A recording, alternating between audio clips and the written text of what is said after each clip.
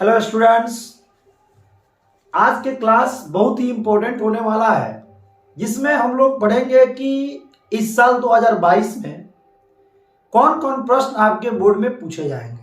आज के क्लास के लिए वीडियो के स्किप मत कीजिएगा, अच्छा से देखिएगा, आपके लाइफ के लिए बहुत ही इंपॉर्टेंट वीडियो है। चलिए देखते हैं, शुरू करते हैं। हम खूब ध्यान से देखिएगा। हम लोग के मैथ में पहला चैप्टर का नाम है वास्तविक संख्या। इस वास्तविक संख्या से हम लोग जानते हैं कि कौन कौन से क्वेश्चन ऑब्जेक्टिव पूछे जाते हैं। उस ऑब्जेक्टिव क्वेश्चन को आगे चर्चा कर लेते हैं, उसके बाद तो हम लोग सब्जेक्टिव क्वेश्चन के बारे में चर्चा करेंगे। ऑब्जेक्टिव में इसमें पूछे जाते हैं कि पाई कौन संख्या है। तो पाई एक अपरिमेय संख्या है। पाई एक कौन संख्या है? अपरिमेय संख्या है। पाई अपरिमेय संख्या के साथ अगर कोई भी परिमेय संख्या हम लोग जोड़ते हैं तो टोटल संख्या भी हमारा अपरिमेय कहलाता है। रूट में जो मान होता है वो भी अपरिमेय होता है, तो रूट अंडर 2 एक अपरिमेय है, और इसमें एक परिमेय संख्या को जोड़ देंगे तो एक टोटल संख्या भी क्या कहलाएगा? अपरिमेय संख्या कहलाएगा। क्या कहलाएगा? अपरिमेय संख्या कहलाएगा। उसके बाद पूछ देगा कि पाई का खोज कौन किया था? तो आर्यभट्ट। कौन किया था? आर्यभट्ट। आपके बोर्ड के एग्जाम में पूछ दे कि पाई का खोज कौन किया था? तो आर्यभट्ट। और गणित के पितामह भी हम लोग किसको बोलते हैं? तो आर्यभट्ट को। किसको बोलते हैं? आर्यभट्ट को। उसी प्रकार पूछ दे गणित के राजकुमार किसको बोलते हैं? तो गॉस को बोलते हैं। किसको बोलते हैं? गॉस को बोलते हैं। तो पाई एक कौन संख्या? अपरिमेय। रूट वाला जो भी संख्या आएगा वो संख्या कौन है? अपरिमेय, जिसका वर्गमूल नहीं निकलता है। उस रूट वाला संख्या के साथ कोई अगर परिमेय संख्या को भी जोड़ते हैं तो टोटल संख्या हमारे लिए अपरिमेय संख्या कहलाती है। एग्जाम में पूछेगा, आप लोग लिख सकते हैं। उसके बाद पूछेगा कि मान लो 13/3125 यह मेरा शांत दशमलव है कि अशांत दशमलव है? शांत दशमलव है कि अशांत दशमलव है? इसके दशमलव प्रसार को बताएं। तो हमको जब इस तरह के पूछेगा 13/3125 तो हमको ऊपर वाले मान को P कहते हैं, नीचे वाले मान को Q कहते हैं। हमको P से कोई मतलब नहीं है, हमको मतलब है Q से। तो Q वाले खंड में है 3125, तो इस 3125 का हम लोग इस तरह गुणनखंड तोड़ेंगे। जब गुणनखंड तोड़ेंगे तो 5 से तोड़ेंगे तो आएगा 625, फिर 5 से तोड़ेंगे तो 125, फिर 5 से तोड़ेंगे तो 25, फिर 5 से तोड़ेंगे तो 5। यानी कि अगर किसी के Q के गुणनखंड में केवल 5 आता है या केवल 2 आता है या 2 और 5 दोनों इंक्लूड आता है, दोनों सम्मिलित होता है, तो ऐसे भिन्न को हम लोग जब दशमलव में बदलते हैं तो ये शांत हो जाता है। क्या हो जाता है? शांत हो जाता है। यानी कि किसी भी P/Q वाले भिन्न को अगर आपको बताना है कि दशमलव शांत होगा कि क्या होगा, अशांत होगा, तो इतना बड़ा वाले को भाग करने की कोई आवश्यकता नहीं है। आपको नीचे वाले का गुणनखंड तोड़ना है और उस गुणनखंड में केवल 5 आएगा या केवल 2 आएगा या 2 और 5 दोनों आएगा तो दशमलव मेरा शांत है। ये भी आप लोग बता सकते हैं। जैसे कि मान लेते हैं कि लिखा हुआ है 6/15। 6/15। अब इसको जानना है कि शांत है कि क्या है, अशांत है। तो बाबू जो कटने वाला है उसको काट दो। 3 दूना 6 और 3 5 15, यानी 2/5। देखो तो नीचे 5 आ गया, ये मेरा शांत है कि अशांत है? तो आप लोग बोलिएगा कि सर ये तो शांत है। तो शांत अशांत से जितना भी क्वेश्चन आएगा तो आप लोग आसानी से बना सकते हो, और उसमें आपको ऊपर वाले से कोई मतलब नहीं है, आपको मतलब है उसके नीचे वाले से। और Q के गुणनखंड तोड़ने के बाद यदि उसमें Q के गुणनखंड में 2 5 आता है, केवल 2 आता है, केवल 5 आता है, तभी हम लोग शांत बोलेंगे, अन्यथा बोलेंगे कि अशांत है। ये भी हो जाएगा। उसके बाद आपके बोर्ड के एग्जाम में क्वेश्चन पूछता है कि रूट अंडर, यहां पर दे देगा 56 plus root under 56 plus root under 56 plus dot dot infinite, और 1 नंबर में क्वेश्चन देगा और बोलेगा इसका मान क्या होगा? इसका मान हमको नहीं पता है। आपको इसमें कुछ नहीं करना है, इसमें 56 को तोड़ देना है और ऐसे 2 खंडों में तोड़ना है कि तोड़ने के बाद जिसके बीच का अंतर 1 होना चाहिए। गुना करे तो 56 आए और जोड़े घटाए तो कितना है जी? 1 आए। तो हम इसको तोड़ेंगे 56 को, तो लिख सकते हैं 8 गुने 7, 8 7 56। अगर यहां पर प्लस होता है तो इसका आंसर बड़ा वाला 8 हो जाएगा, यानी कि इसका आंसर कितना हो जाएगा जी 8। अगर यहां पर माइनस होता root under 56 minus root under 56 अब minus root under 56 dot dot infinite तक। अगर यहां पर माइनस है तो इसका आंसर 8 गुने 7 लिखेंगे, तो इसका आंसर हम लोग कितना लिखेंगे जी 7, क्योंकि 8 7 56, 8 से 7 गया तो कितना जी 1।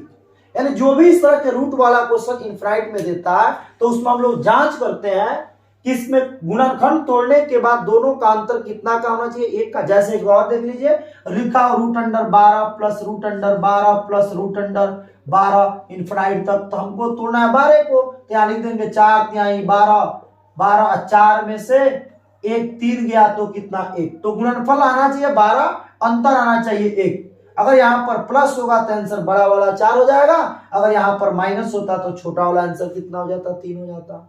यानी कि ऑब्जेक्टिव में क्वेश्चन पूछे तो आप लोग इधर बना सकते हैं इसको। उसके बाद हम लोग देखते हैं फर्स्ट चैप्टर में जो क्वेश्चन पूछता है वो क्या पूछता है। उसके बाद पूछेगा आपको परिमेय अपरिमेय से तो बना सकते हैं। एक क्वेश्चन और पूछता है कि 3 घंटी, मान लेते हैं कि 3 घंटी है और 3 घंटी का अंतराल है, मान लेते हैं वो 4 मिनट पर बजती है, एक 8 मिनट पर बजती है, एक 12 मिनट पर बजती है। अगर 3 घंटी को बजाते हैं तो एक घंटी 4 मिनट के अंतराल पर बजती है, दूसरी घंटी 8 मिनट के अंतराल पर बजती है और तीसरी घंटी अगर 12 मिनट के अंतराल पर बजती है। अगर तीनों घंटी को एक साथ बजाया जाए तो पुनः कितने समय के बाद एक साथ बजेगी। इस तरह के जितना भी क्वेश्चन आएगा 3 घंटी 4 घंटी 5 घंटी, तो उसको कोई मेथड की आवश्यकता नहीं है। जो आप लोग पहले पढ़े हैं एलसीएम, तो एलसीएम निकाल दीजिएगा 4 8 और कितना जी 12, यहां से डिवाइड कर दीजिए 4 से, 4 1 का 4, 4 दूना 8, 4 3 12, यानी 4 दूना 8, 8 3 का 24, यानी 24 मिनट के अंतराल पर एक घंटी पुनः एक साथ बजेगी, पुनः एक साथ बजेगी। कोई भी धनात्मक जो सम पूर्णांक होता है वो 6q चाहे 4q आप प्लस सम संख्या के रूप में होता है, जैसे कि 4q प्लस 2 होगा, चाहे 4q प्लस 4 नहीं हो सकता। जो यहां पर होता है उससे एक कम तक ही हम लोग यहां लिखते हैं। जैसे मान लीजिए 8 है तो 8q या 8q प्लस 2 या 8q प्लस 4 या 8q प्लस 6, 8q प्लस 8 नहीं, यानी कि यहां पर भी सम होना चाहिए और यहां पर भी सम होना चाहिए, तब जाके हम लोग बताएंगे कि यह संख्या सम संख्या है। ये जो पूर्णांक लिखे हैं ये सम संख्या है, यानी यहां भी सम होना चाहिए और यहां भी सम होना चाहिए जो 2 से विभाजित हो। अगर हम लोग लिखते हैं कि 8q आप प्लस 1, अगर यहां सम संख्या और यहां सम संख्या नहीं है तो ऐसे पूर्णांक को हम लोग विषम पूर्णांक बोलते हैं।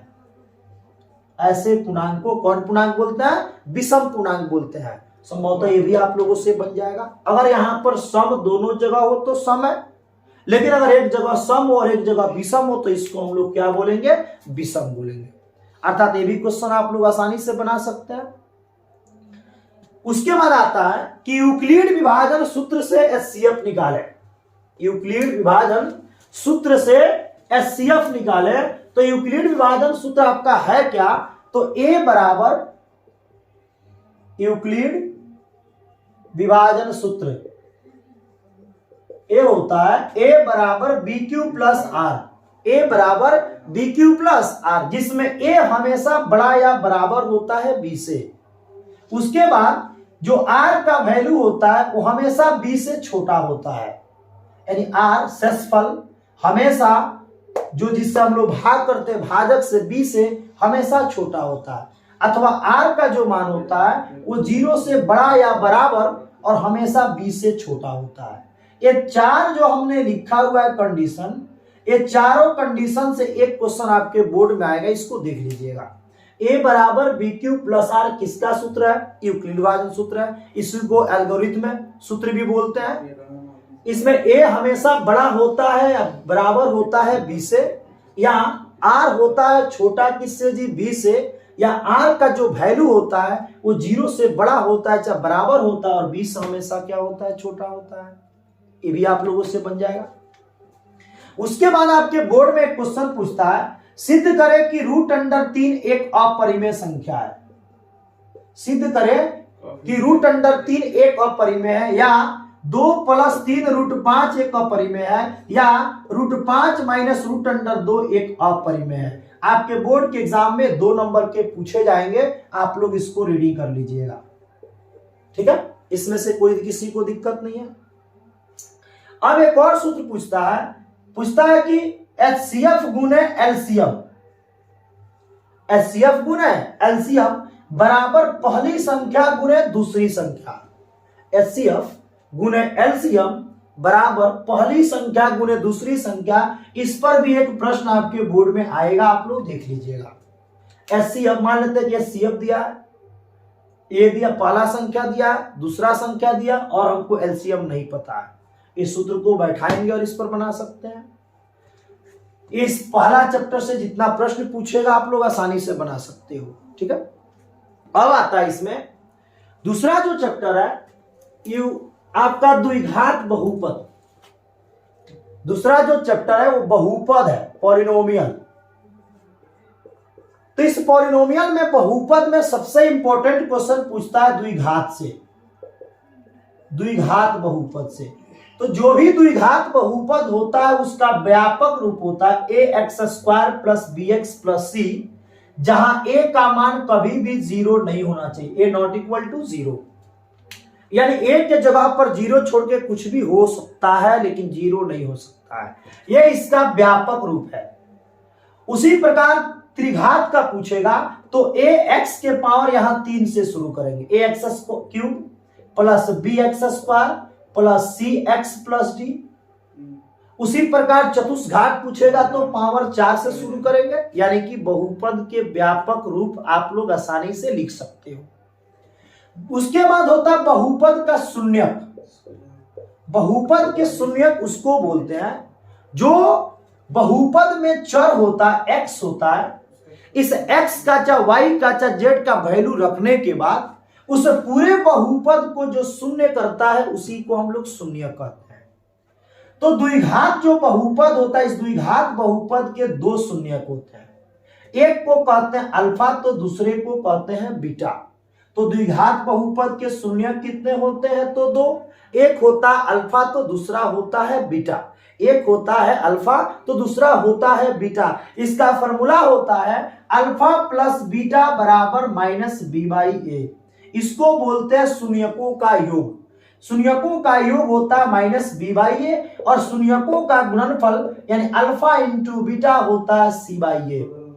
और एक होता है 1/अल्फा प्लस 1/बीटा -b/c। ये तीनों से एक प्रश्न आपके बोर्ड में पूछे जाएंगे। तो जो भी द्विघात बहुपद होगा तो द्विघात बहुपद के शून्यकों की संख्या 2।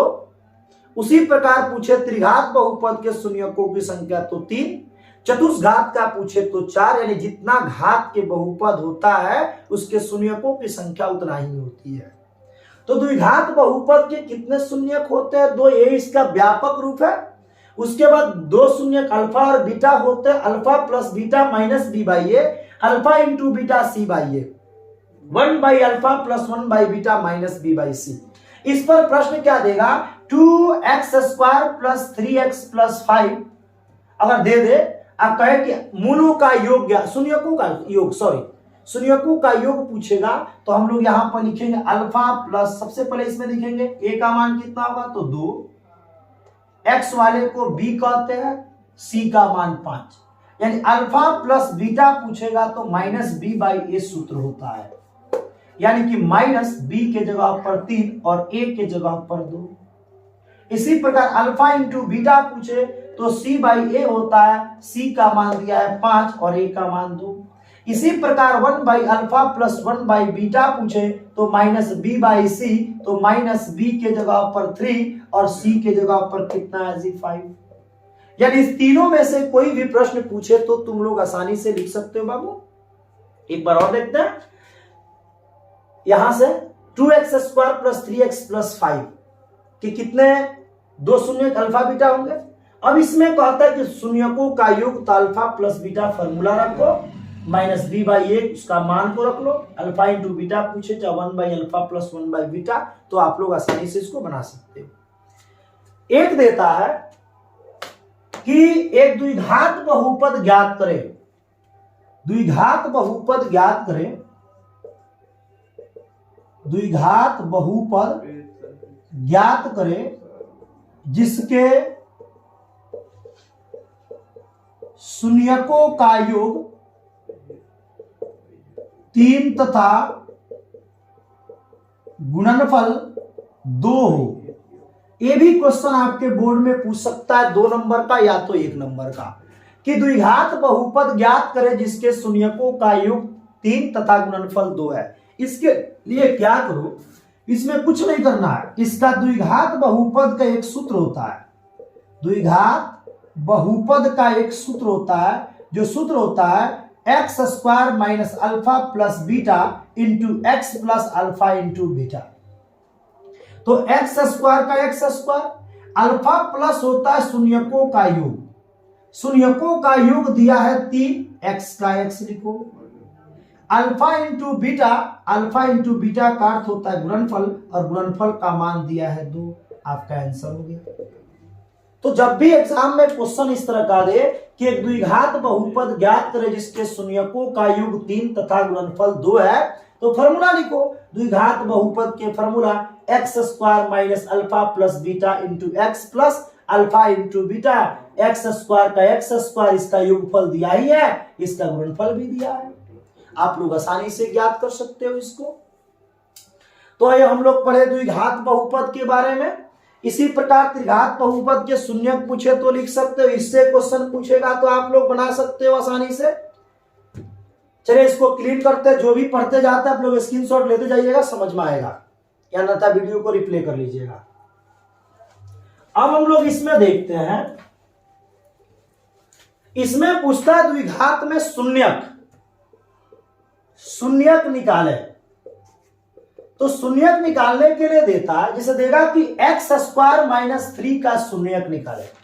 तो बाबू जिस बहुपद के आपको शून्यक निकालना है उतना बराबर 0 करना है, ए माइनस में है उधर जाएगा तो क्या करेगा प्लस, तो एक्स स्क्वायर बराबर प्लस 3, स्क्वायर है जब उधर जाएगा तो ये रूट करेगा, रूट का मान प्लस माइनस दोनों में होता है, यानी एक्स का वैल्यू माइनस रूट 3 और रूट अंडर 3, दोनों आंसर हो गया।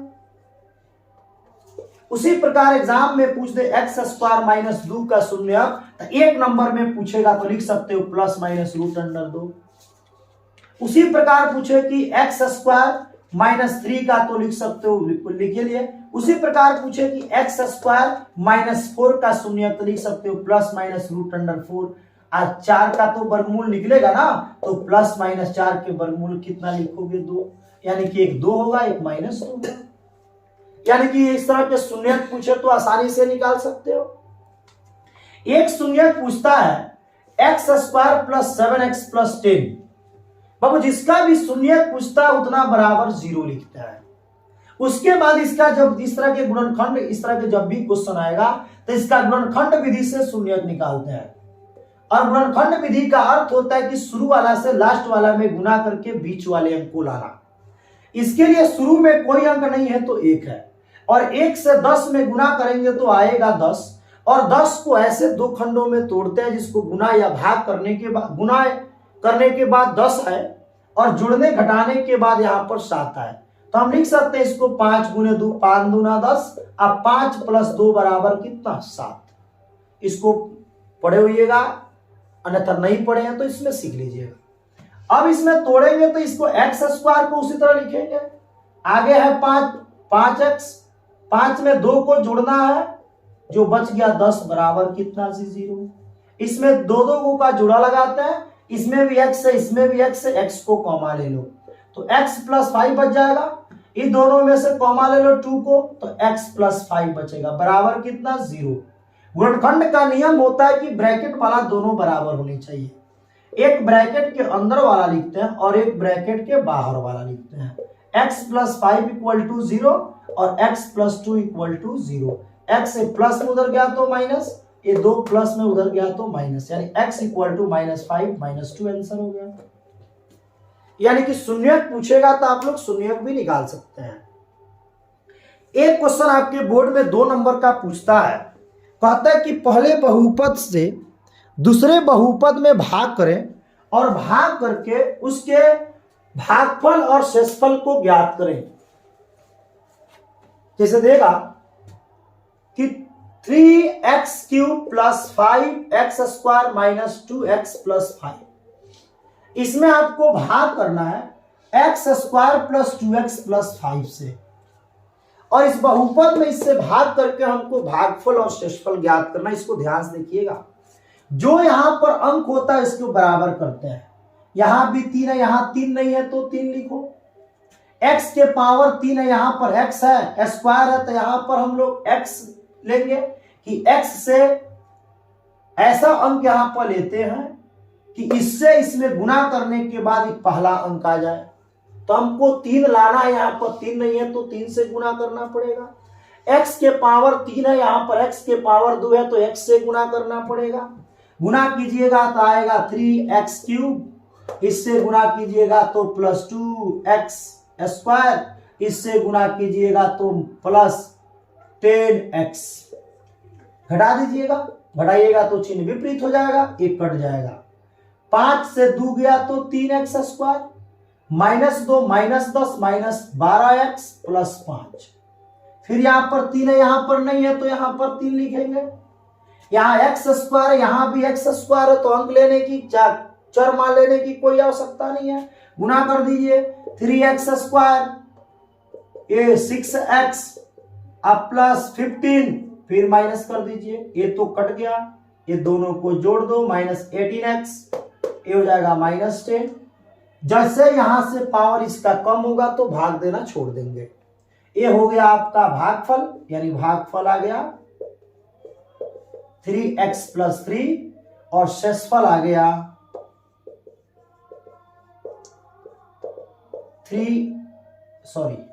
-18x - 10। आंसर हो गया। अर्थात इस तरह के 2 नंबर के क्वेश्चन पूछे जाएंगे कि पहले बहुपद में दूसरे बहुपद से भाग करके भागफल और शेषफल ज्ञात करें। चलिए मिलाते हैं इसको। उसके बाद आपके बोर्ड में क्वेश्चन पूछे जाते हैं, एक ग्राफ से पूछे जाते हैं, जो ग्राफ आप लोग बना लीजिएगा। उसके बाद आपका आएगा क्वेश्चन चौथा चैप्टर से, द्विघात समीकरण से, कि लिखा रहेगा द्विघात समीकरण का भी द्विघात बहुपद की तरह ही होता है। द्विघात समीकरण जो होता है, द्विघात समीकरण, ये द्विघात समीकरण का व्यापक रूप ax² + bx + c = 0 होता है। एक बस बहुपद में यहां पर 0 नहीं होता, बस समीकरण में यहां पर 0 हो जाता है। उसके बाद इसमें क्या होता है कि द्विघात जो समीकरण होते हैं इसके मूल होते हैं। इसके मूल भी 2 होते हैं, एक होता है अल्फा तो एक होता है बीटा। इस मूल की प्रकृति के लिए, इस मूल की प्रकृति के लिए हम लोग विवेचक निकालते हैं। क्या निकालते हैं? विवेचक, जिसको डी बोलते हैं, और इस डी का फॉर्मूला होता है b² - 4ac, यानी कि d बराबर b² - 4ac। इस d का वैल्यू अगर बड़ा या बराबर 0 से होता है तो मूल वास्तविक होता है, मूल वास्तविक होता है, मूल वास्तविक होता है। वही d का मान अगर 0 से छोटा होता है तो मूल अवास्तविक होता है या काल्पनिक होता है, या मूल का अस्तित्व नहीं होता है। अब d का मान 0 से कब छोटा होता है? जब d का मान माइनस में आता है। यानी सिंपल, अगर d बराबर -2 -3 -4 0 1 -3 -10, जो भी माइनस में अगर d का मान आ गया तो मूल का अस्तित्व नहीं होता है। प्लस में कुछ भी आए तो मूल का अस्तित्व होता है। अगर d का मान 0 आता है तो मूल समान होता है। मूल क्या होता है? समान होता है, यानी अल्फा और बीटा दोनों समान होगा। अगर मूल का अस्तित्व है, एक कंडीशन आता है, तो हम लोग मूल निकालते हैं x बराबर -b ± √d/2a, और इसी को हम लोग द्विघाती सूत्र कहते हैं। इसी को क्या कहते हैं? द्विघाती सूत्र कहते हैं। जैसे कि 2x² plus 5x plus 2 equal to 0 के मूल की प्रकृति ज्ञात करें और मूल का अस्तित्व हो तो उस मूल को भी ज्ञात करें। तो इसमें सबसे पहले डी निकालेंगे और डी निकालने के लिए हमको ABC लिखना होगा। A का मान 2, B का मान 5, C का मान 2। डी निकालोगे तो आएगा B² माइनस 4AC। डी बराबर 5 का स्क्वायर माइनस 4 गुने 2 गुने 2 यानी A गुने C। A 25, 4 दूना 8, 8 दूना 16, 25 में से 16 गया तो 9। जैसे डी का मान 9 आया तो 9 में मेरा प्लस में है, माइनस में तो है नहीं। अगर प्लस में है तो लिखेंगे कि मूल वास्तविक है, और जब मूल वास्तविक है तब इस मूल को ज्ञात करेंगे। x बराबर minus B plus minus root D बटा 2a, यानी माइनस बी के जगह पर रखेंगे 5 और प्लस माइनस रूट डी के जगह पर रखेंगे 9 और 2 गुने a के जगह पर रखेंगे 2, यानी माइनस 5 प्लस माइनस 9 के वर्गमूल लिखेंगे 3 और 2 दूना कितना जी 4, यानी x का 2 वैल्यू निकलेगा, एक 5 प्लस 3 बटा 4 यानी एक प्लस वाला, और एक लिखेंगे माइनस 5 माइनस 3 बटा 4, यानी x बराबर माइनस 5 से 3 गया तो माइनस 2 बटा 4, आइए माइनस 8 बटा 4, एक कट गया तो माइनस 1 बटा 2, एक कट गया तो माइनस 2, यानी x का वैल्यू निकल गया माइनस 1 बटा 2 और माइनस 2। यानी किसी भी मूल के प्रकृति ज्ञात करने के लिए हम लोग को सबसे मोस्ट इंपॉर्टेंट होता है उसके मूल को देखना कि वो मूल वास्तविक है कि नहीं है, और मूल वास्तविक के लिए हमको विवेचक निकालना होता है जिसका फॉर्मूला है B² माइनस 4AC। तो मूल वास्तविक का कंडीशन है, मूल वास्तविक नहीं का कंडीशन है। उसके बाद अगर मूल समान होता है तो डी का मान 0 होता है। अगर इस कंडीशन को फ्लो करता है यानी डी का मान प्लस में आ जाए, कुछ भी आ जाए चाहे 0 आ जाए, तो उसके मूल का सूत्र होता है x बराबर minus B plus minus root D बटा 2a, जिसको हम लोग द्विघाती सूत्र कहते हैं। अब एक क्वेश्चन दे दे कि इसका हम लोग को निकालना है कि मूल क्या होगा, तो सबसे पहले इसके मूल की प्रकृति निकालेंगे तो डी निकालेंगे। डी निकालने के बाद हम देखें कि मूल वास्तविक है। जब मूल वास्तविक है तब इसमें हम लोग मूल को निकालेंगे, मूल की फॉर्मूला है। इसमें एक और क्वेश्चन पूछता है, अगर देता है कि 2x² प्लस kx प्लस 5 बराबर 0 के मूल समान है, के मूल समान है, तो k का मान ज्ञात करें। इसमें एक क्वेश्चन पूछेगा मान ज्ञात करें, तो मान ज्ञात करने के लिए जब पूछेगा तो सबसे पहले इसमें कह रहा है कि मूल समान है। जब मूल समान होगा तो d का मान 0 होगा। जब d का मान यहां पर 0 दे दिया तब d के फॉर्मूला रखेंगे B² माइनस 4AC बराबर 0, और b के जगह पर रखेंगे k, 4 गुने a के जगह पर 2 और c के जगह पर रखेंगे 5 बराबर 0। k² 4 दूना 8 5 40, 40 माइनस में उधर गया तो प्लस, यानी कि k बराबर प्लस माइनस रूट अंडर 40। इस 40 को तोड़ देंगे, k बराबर प्लस माइनस 40 को 4 गुने 10 कर लेंगे और k बराबर प्लस माइनस 4 के वर्गमूल 2 और रूट अंडर 10 आंसर हो गया। इस तरह के कोई भी क्वेश्चन पूछेगा तो शायद आप लोग बना सकते हैं। एक बार रिपीट कर लीजिएगा, समय थोड़ा सा कम है और पूरा देखना भी है वीडियो। चलिए स्क्रीनशॉट ले लीजिए, मिटाते इसको। अब हम लोग को देखना है 4 से जो क्वेश्चन पूछेगा हम लोग बना सकते हैं। 5 चैप्टर जो आपका एपी है, समानांतर श्रेणी है, समानांतर श्रेणी का ये अंतिम पद के formula an equal to a plus n minus 1 into D. an को कहते हैं अंतिम पद, a को कहते हैं प्रथम पद, n को कहते हैं पदों की संख्या, d को कहते हैं सारवंतर। आपके एग्जाम में पूछेगा कि एपी 2, 4, 6, 8, 10, इस एपी में पूछेगा कि प्रथम पद कौन है, तो इसी प्रथम पद को हम लोग ए कहते हैं और ए का मान जो पहले लिखा होता वही ए है। पूछेगा कि सारवंतर क्या है, सारवंतर क्या है, तो हमेशा दूसरा में से पहला को घटा दो, यानी 4 में से 2 गया तो 2, तो प्रथम पद और सारवंतर ज्ञात कर सकते हो। बाबू अगर प्रथम पद और सार अंतर दिया जाए तो एपी का कोई भी पद ज्ञात कर सकते हैं। जैसे क्वेश्चन दे कि एपी 10, 7, 4 डॉट डॉट का 30वां पद ज्ञात करें, 30वां पद ज्ञात करें। तो सबसे पहले इस एपी में देखेंगे प्रथम पद है कौन, तो प्रथम पद 10 है। सार अंतर पूछे तो दूसरा में से प्रथम को घटा दो, तो 7 में से 10 गया तो -3। इसमें पूछ रहा है 30वां पद। बाबू जितना पद पूछता है ए लिखकर उससे कम डी लिखते हैं। तो अगर मान लेते हैं कि 30वां पद पूछ रहा है तो ए कम डी तो 29 डी लिखेंगे। ए के जगह पर लिखेंगे 10 और 29 गुणे और डी के जगह पर लिखेंगे -3, यानी 10 और 29 तिया 87 -87 से 10 गया तो -77 आंसर हो गया।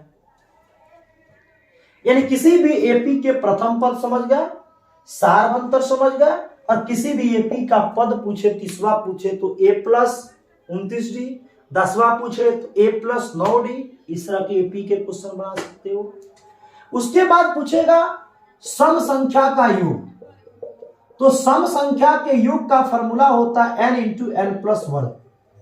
विषम संख्या का योग का फॉर्मूला अगर पूछ दे तो होता है n स्क्वायर, और प्राकृत संख्या के योग का पूछ दे तो n इंटू एन प्लस 1/2। ये 3 फॉर्मूला याद रखिएगा, ये पूछेगा आपके बोर्ड के एग्जाम में। उसके बाद पूछ दे कि दो इस तरह के एपी है, बीच वाला एपी का पद हमको नहीं पता है, तो दोनों को जोड़ के 2 से भाग कर दो, यानी 2 अब प्लस 14 अब भाग कर दो 2 से, यानी 16 भागा 2 कट गया तो कितना जी 8। इसी पर एक question they they A bracket सी, इस तरह के जब क्वेश्चन देता है तो अक्सर बच्चे इसमें बी मार देते हैं, ऐसा नहीं, ये दोनों को जोड़ दो और जोड़ के 2 से भाग कर दो, यानी बीच में हो जाएगा a प्लस c/2 आंसर। तो एपी के इस तरह के क्वेश्चन हम लोग आसानी से बना सकते हैं, इसमें कोई दिक्कत नहीं है, बना सकते हैं ना। उसके बाद एपी में पूछता है एसएन का फॉर्मूला, तो एसएन का फॉर्मूला एपी के पद का योग है n/2 into 2a plus n-1 into d. बाबू एपी को अच्छा से पढ़िएगा, क्योंकि एपी जो है चैप्टर ये सबसे ज्यादा पिछले साल क्लास में एग्जाम में, बिहार बोर्ड के एग्जाम में सबसे ज्यादा ऑब्जेक्टिव पूछा गया था एपी से, इसलिए आप लोग थोड़ा इसको ध्यान से अध्ययन कीजिएगा रह के घर पे। चलिए इसको क्लीन करते हैं।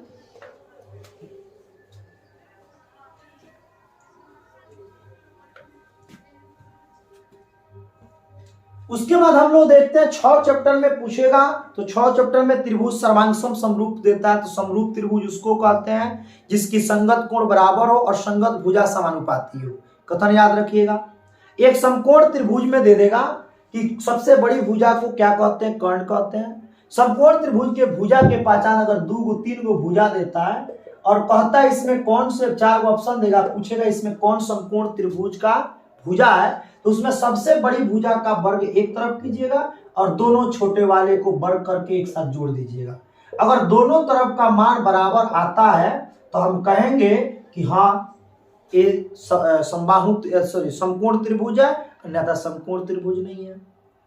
इसमें एक क्वेश्चन पूछेगा कि दो समरूप त्रिभुज, अगर 2 त्रिभुज समरूप है और उनके भुजा का अनुपात 4:9 है तो क्षेत्रफल क्या होगा। ऑब्जेक्टिव क्वेश्चन पूछे, कुछ नहीं करना है, स्क्वायर कर देना है। 4 का स्क्वायर अनुपात 9 का स्क्वायर, 4 चौका 16 और 9 का स्क्वायर 81 आंसर। अगर 2 समरूप त्रिभुज देता है, समरूप, और समरूप त्रिभुज के भुजा का अनुपात दे 4:9, एक एग्जाम्पल बता रहे हैं, वहां 2:3 भी दे सकता है, कुछ भी दे सकता है, तो क्षेत्रफल उसका पूछे तो कुछ नहीं करना, उसके भुजा का स्क्वायर कर देना, बन जाएगा।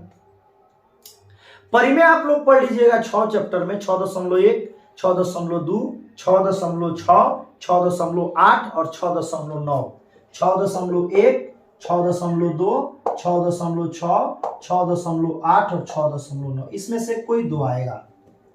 आप लोग आसानी से इसको बना सकते हो, घर पे बैठो और इसको रीडिंग करो, नहीं जानते हो तो इसको प्रैक्टिस करो। एग्जाम में सबसे इंपॉर्टेंट चीज होता है जो जानते हैं उसी को पढ़ा जाता है, जो नहीं जानते अभी प्रैक्टिस करने से कोई फायदा नहीं है। तो इसमें अगर आता है तो ठीक है, नहीं आता है तो कोई बात नहीं है, ठीक है। अब हम लोग चलते हैं 7 चैप्टर में। 7 चैप्टर में सबसे ज्यादा ऑब्जेक्टिव इसमें यह पूछता है, जो कि निर्देशांक ज्यामिति चैप्टर है, उस निर्देशांक ज्यामिति से क्वेश्चन एक पूछेगा। बहुत इंपॉर्टेंट होता है चैप्टर 7 निर्देशांक। इस निर्देशांक से क्वेश्चन पूछता है। एक डायग्राम हम बना के समझा देते हैं, इसमें जो भी क्वेश्चन आएगा आप लोग बना सकते हैं। ये एक्स अक्ष है, यह वाई अक्ष है, इसको वाई डैश कहते हैं, इसको एक्स डैश कहते हैं। ये एक्स अक्ष और वाई अक्ष जिस तल पर बने होते हैं उस तल को कार्तीय तल कहते हैं। कौन तल कहते हैं? कार्तीय तल।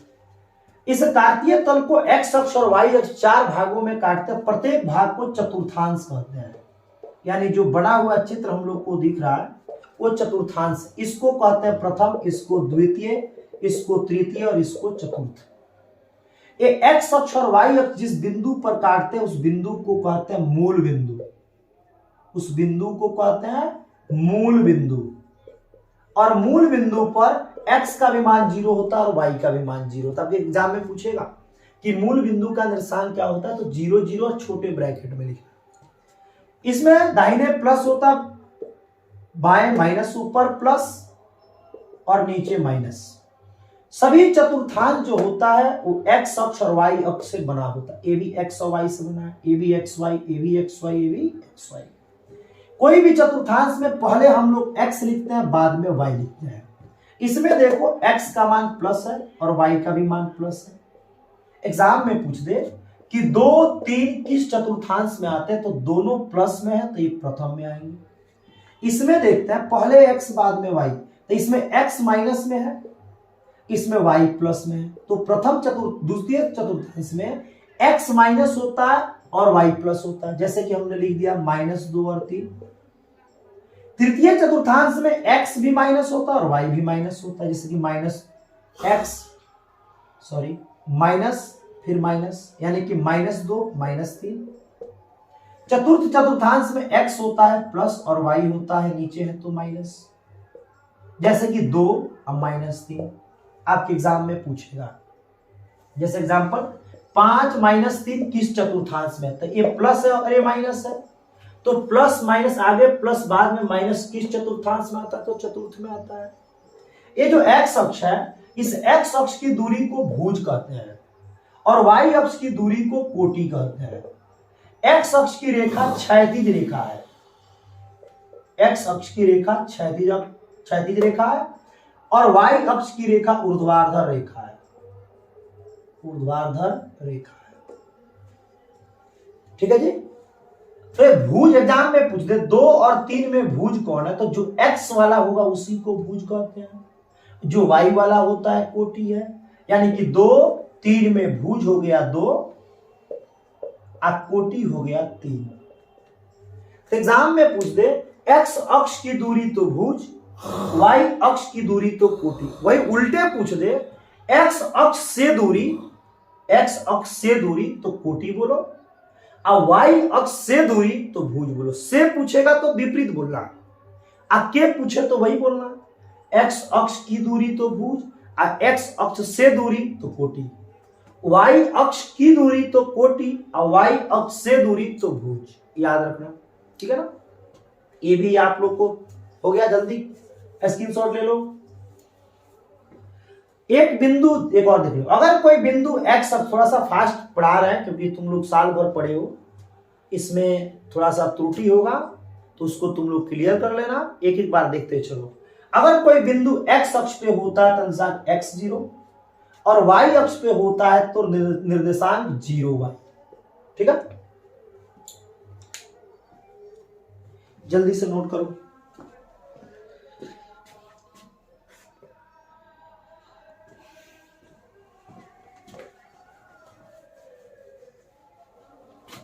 एक पूछता इसमें मध्य बिंदु का निर्देशांक, तो मध्य बिंदु का निर्देशांक x1 प्लस x2/2 और y1 प्लस y2/2। इसको देख लीजिएगा सूत्र।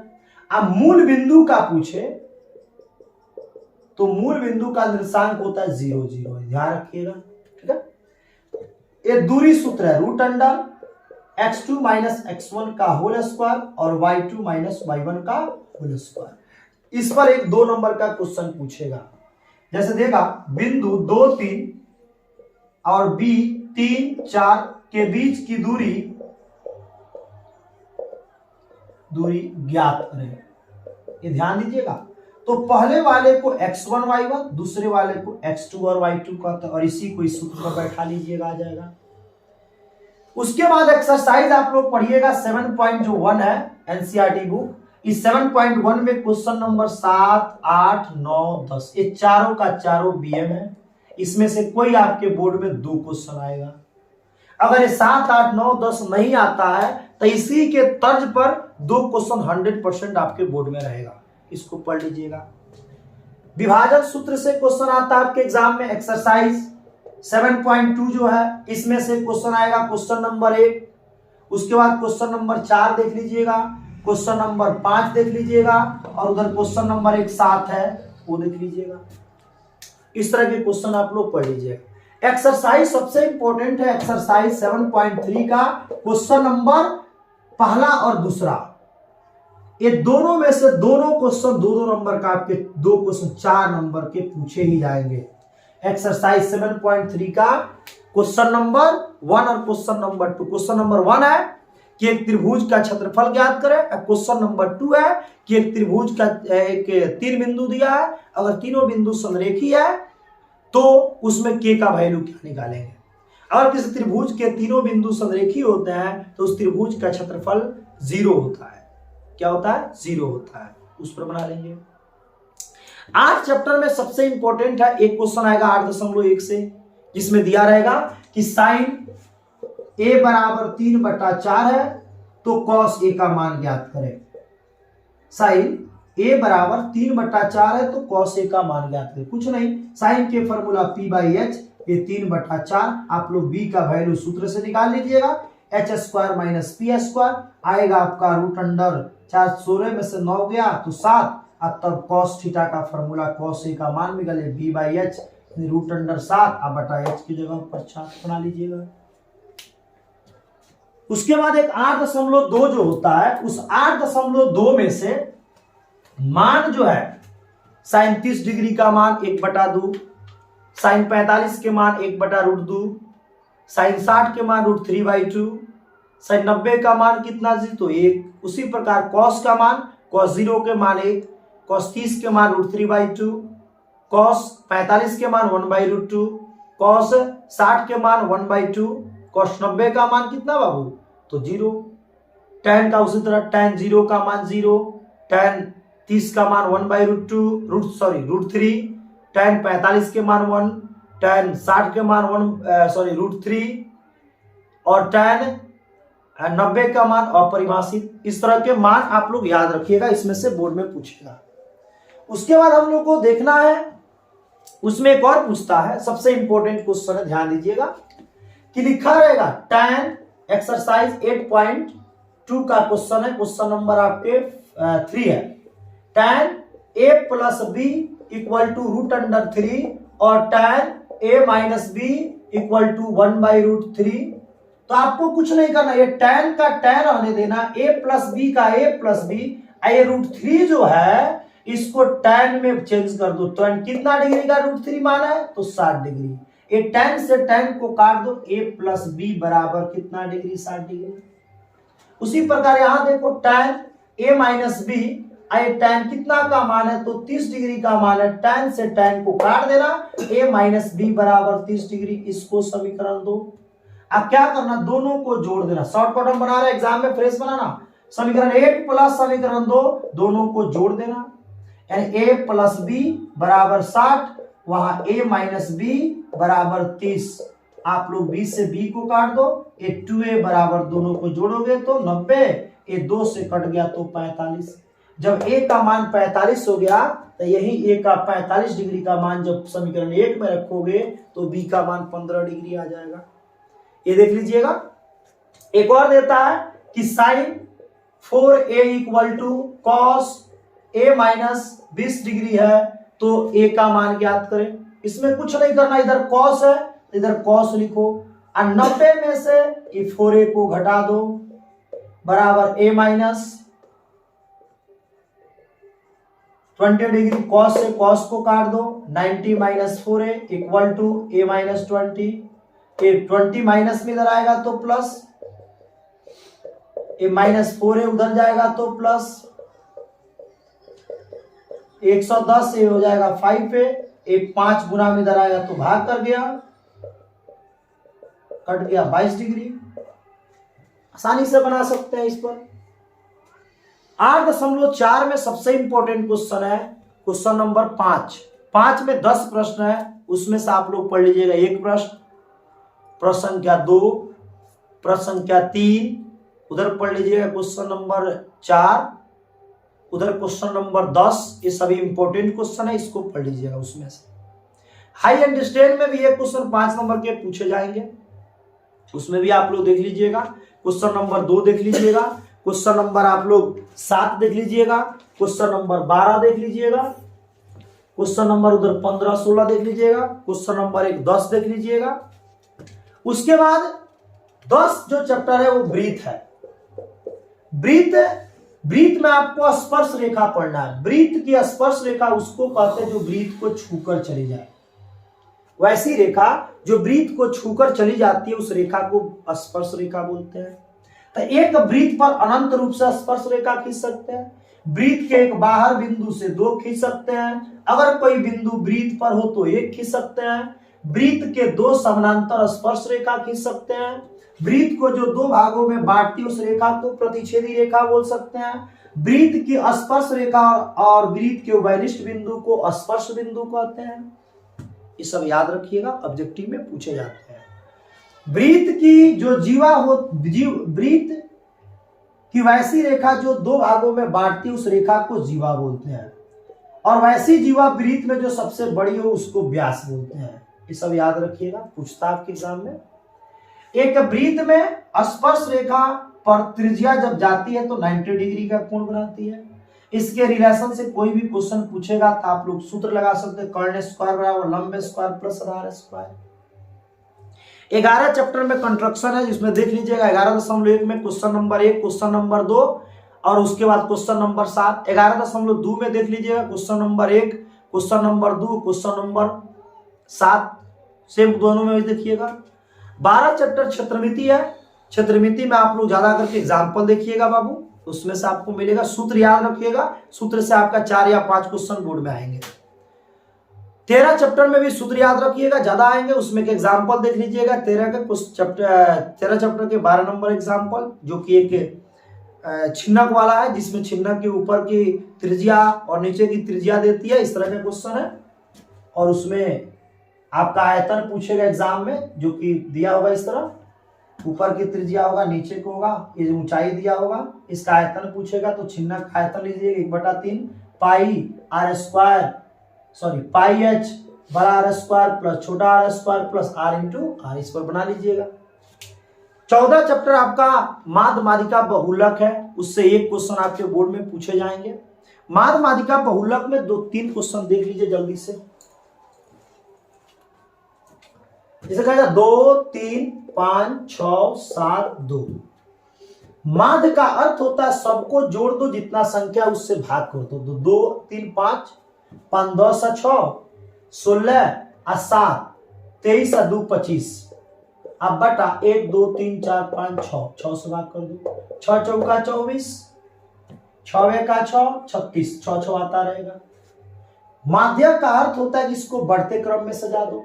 तो 2, 2, 3, 5, 6, 7, 2 इधर छाटो, 2 बीच में जो बच गया दोनों को जोड़ के 2 से भाग कर दो, यानी कि 8/2 कट गया तो 4। बहुलक का अर्थ होता है जो सबसे अधिक बार आया हो। तो इसमें सबसे अधिक बार कौन आया? तो 2 आया है। अगर इसी का पूछे कि परिसर क्या होगा, तो परिसर का अर्थ होता है सबसे ज्यादा वाला में से सबसे कम वाले को घटा दो। तो सबसे ज्यादा वाला 7 में से सबसे कम वाले 2 को घटा दो, यानी आ गया 5। केंद्रीय प्रवृत्ति के माप 3 होता है, माध्य, माध्यक और बहुलक। एग्जाम में पूछेगा, लिख दीजिएगा। सबसे उपयोगी मात्रक होता है माध्य। संचयी बराबरता के वक्र रेखा को त्वरण कहते हैं।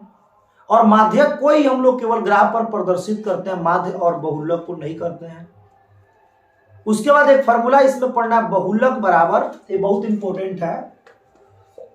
बहुलक बराबर 3 माध्यक -2 माध्यक। इससे क्वेश्चन आएगा तो लिख लीजिएगा, नहीं तो सूत्र पूछेगा।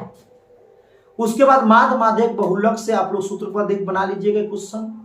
सबसे इंपॉर्टेंट प्रायिकता तो सबसे आसान होता है, और प्रायिकता में ज्यादा करके क्वेश्चन पूछता है प्रायिकता का सभी प्रायिकताओं का योग कितना होता है।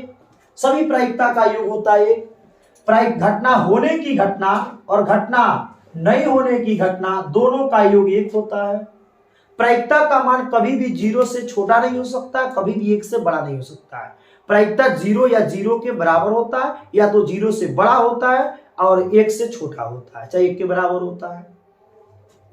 उसके बाद प्रायिकता में सबसे इंपॉर्टेंट क्वेश्चन क्या देता है, कहता है कि एक थैले में 5 काली गेंद, 3 लाल गेंद, 2 सफेद गेंद। अगर इस तरह के क्वेश्चन पूछता तब पूछता है इनमें काली गेंद की प्रायिकता क्या होगी, तो टोटल को जोड़ दो तो कुल गेंद कितना हुआ, तो 10। अब इसमें काली पूछ रहा है तो काली गेंद है कितना, तो काली गेंद है 5, और टोटल गेंद कितना है तो 10 कट जाएगा 1/2। यानी टोटल संख्या को नीचे और जितना पूछेगा संख्या ऊपर, प्रायिकता खत्म। इस तरह के क्वेश्चन आएंगे।